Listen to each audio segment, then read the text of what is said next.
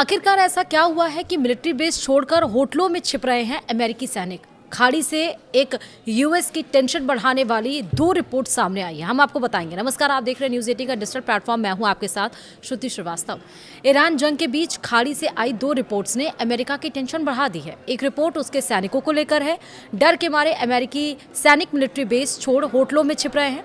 दूसरी तरफ ईरान के हमले में अमेरिका के करीब 10,000 करोड़ के हथियार बर्बाद हो चुके हैं। चलिए विस्तार से आपको बताते हैं। युद्ध शुरू होने से पहले अरब में मौजूद सभी अमेरिकी बेस पर 40,000 से ज्यादा अमेरिकी जवान थे, लेकिन अब इनमें से ज्यादातर जवानों को उन मिलिट्री बेसों से निकालकर सुरक्षित जगहों पर शिफ्ट कर दिया गया है। ईरान के ड्रोन और बैलिस्टिक एक्शन में अमेरिका को सिर्फ इतना ही नुकसान नहीं हुआ, बल्कि उनके कई घातक हथियार तबाह हो चुके। इस युद्ध में अब तक अमेरिका के 12 MQ-9 reaper drone, 7 KC-135 tanker aircraft, 3 F-15 eagle, 1 F-35 लड़ाकू विमान, 1 F-18 फाइटर जेट और एक ब्लैक हॉक हेलीकॉप्टर भी बर्बाद हो चुका है।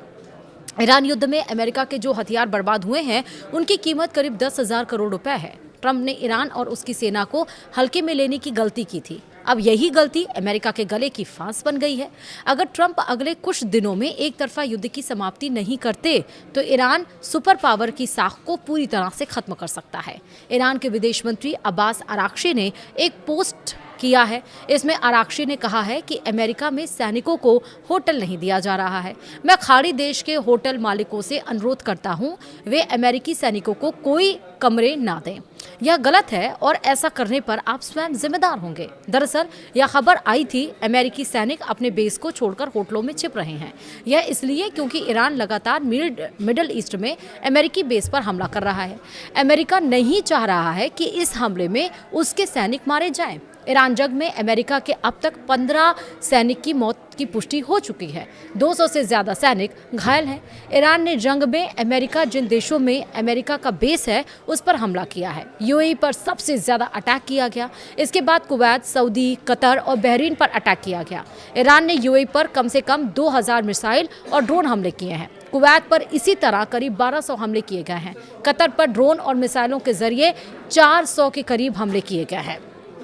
और इसी के साथ ही इसीलिए अमेरिकी जो सैनिक हैं वो अब छोड़कर कहीं और जा रहे हैं, होटल में शिफ्ट हो रहे हैं। और जो दूसरी रिपोर्ट आई है कि इतने सारे हथियार उसके बर्बाद हुए हैं, यही वजह है कि अमेरिका अब पीछे हट रहा है। इसलिए 5 दिन के लिए पहले सीज फायर की बात कही थी कि वो पावर प्लांट पर अटैक नहीं करेगा। अब 10 दिन की बात कही जा रही है। बार बार वो कभी ये कह रहा है, तुर्कियों को कह रहा है, कभी पाकिस्तान को कह रहा है कि दोनों के बीच में जो लड़ाई, बातचीत करवाई जाए ताकि ये लड़ाई अब जाकर कहीं ना कहीं रुक जाए। फिलहाल इस वीडियो में इतना ही। नमस्कार।